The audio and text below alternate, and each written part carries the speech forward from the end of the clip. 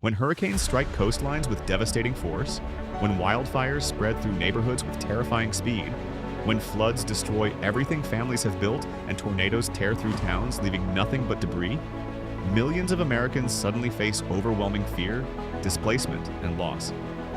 And in disaster after disaster across the United States, churches are consistently among the first places communities turn to for help. Church buildings transform into emergency shelters overnight. Volunteers organize food drives and supply distribution within hours of a storm passing. Faith communities mobilize relief efforts while the ground is still wet and the smoke is still rising. So we're asking, why do churches play such a major and consistent role during America's natural disasters? Throughout American history, religious communities have repeatedly responded during moments of widespread suffering and uncertainty in ways that often exceeded what government agencies could provide, especially in the immediate aftermath of disaster.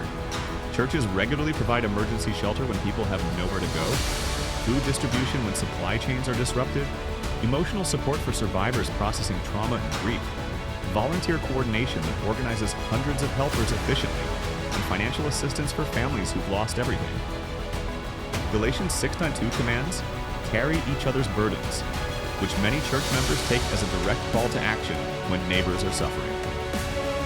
Supporters see this humanitarian response as faith in action, belief expressed through practical service. Critics sometimes argue that disaster relief should rely more heavily on public systems and government infrastructure rather than depending on voluntary religious organizations. So we're forced to ask, why do local faith communities so consistently become central during national emergencies? And is that a strength or a limitation of American disaster response? To travel, buildings with kitchens and large spaces ready to serve as shelter or distribution centers. Established community trust built over years of relationships and existing communication networks that can activate members within minutes through calls, texts, and social media. After disasters hit, many churches immediately organize supply drives, collecting water, food, and clothing. They open their facilities as temporary shelters for displaced families. They coordinate cleanup teams with tools and equipment. They establish meal programs feeding hundreds daily. Matthew 22:39 commands, "Love your neighbor as yourself," and disaster response gives that command immediate practical meaning. So we have to ask, does strong pre-existing community connection make local institutions fundamentally more effective during crisis situations than larger outside organizations? Is there something about local embeddedness that can't be replicated by national agencies no matter how well resourced? Across recent American disasters, churches have played highly visible and substantial humanitarian roles. During major hurricanes along the Gulf Coast that devastated communities in Louisiana, Texas, Mississippi, and Florida, churches became critical relief hubs. During tornado outbreaks in the Midwest and South that wiped out entire neighborhoods in minutes, local congregations organized immediate cleanup and rebuilding efforts. During California wildfires that forced mass evacuations, churches opened their doors to displaced residents and their animals. During major flooding events across the country, churches coordinated boat rescues and shelter provision. Volunteers have routinely traveled across state lines specifically to assist damaged communities they have no prior connection to. Some churches have developed sophisticated disaster response partnerships with formal relief organizations like FEMA, the Red Cross, and denominational disaster relief networks, combining local presence with larger organizational capacity. So why do disasters consistently inspire this kind of large-scale volunteerism and genuine acts of compassion from strangers? What is it about seeing others suffer that motivates people to leave their own lives and help?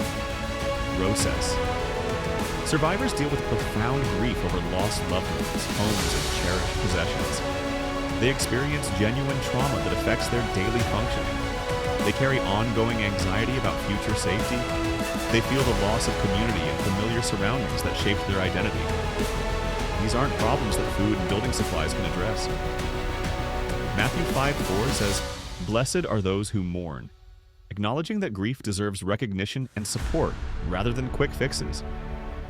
Faith leaders and trained volunteers provide grief counseling, prayer services for those who want them, and sustained emotional support for survivors navigating the long road of recovery. They create spaces where people can process loss without judgment. So we have to ask, Can spiritual and emotional support actually become as important as physical recovery in the aftermath of disaster? Does community and meaning making matter as much as material resources for helping people rebuild their lives? Despite widespread praise for faith based disaster response, churches and religious organizations doing this work also face legitimate criticism and face real structural challenges. Some concerns raised by disaster relief experts include unequal resource distribution, where better connected communities get more church support than others, overdependence on volunteers whose availability and skills vary widely, significant limitations in long-term recovery work when volunteer energy fades months later but needs persist, and difficult questions about whether religious influence gets attached to aid in ways that create pressure on recipients. Some observers have documented cases where aid came with subtle or explicit religious conditions. Supporters argue churches fill genuinely urgent gaps when government systems inevitably become overwhelmed by large-scale disasters, and that local volunteers often provide care that bureaucratic systems simply can't match. James 2:17 says, "Faith without works is dead," suggesting action is inseparable from belief. So we're forced to ask, what responsibilities should genuinely belong to governments? What should belong to communities and civil society? And what should belong to religious organizations during national crises? And does that division of responsibility work well in practice? Natural disasters don't just destroy buildings and infrastructure, they expose deeper issues that were already present inside communities. Poverty becomes starkly visible when poor neighborhoods flood while wealthy ones drain. Infrastructure weakness reveals decades of deferred maintenance and inadequate investment. Economic inequality determines who can evacuate safely and who can't. Community resilience, or the lack of it, shows up immediately in how quickly neighbors help each other versus how quickly things deteriorate.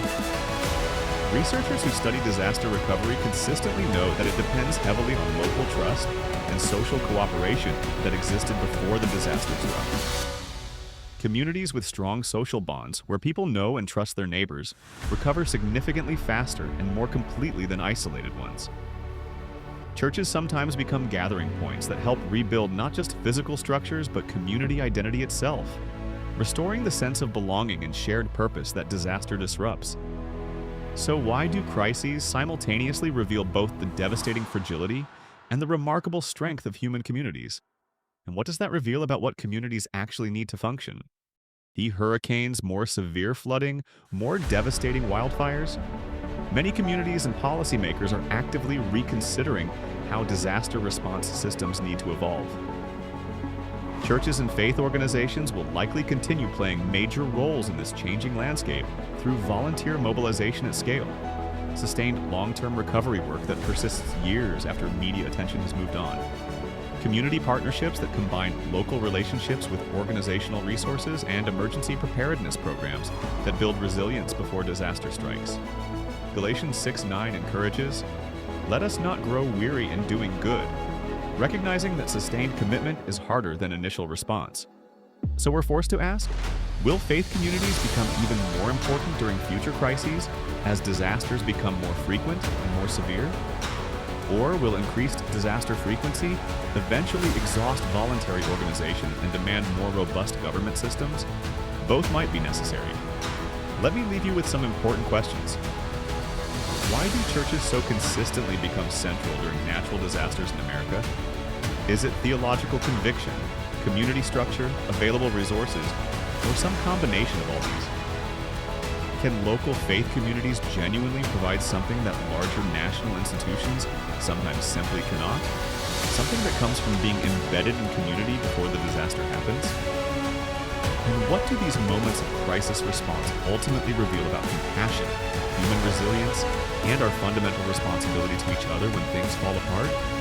The story of churches helping after natural disasters is ultimately a story about community, service, and human response during the most frightening and uncertain moments people face. When homes are destroyed and lives are shattered, many churches become far more than places of worship.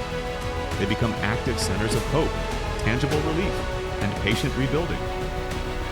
And perhaps these moments serve as powerful reminders that during crisis, compassion itself, expressed through showing up, staying, and serving, becomes one of humanity's most essential survival strategies.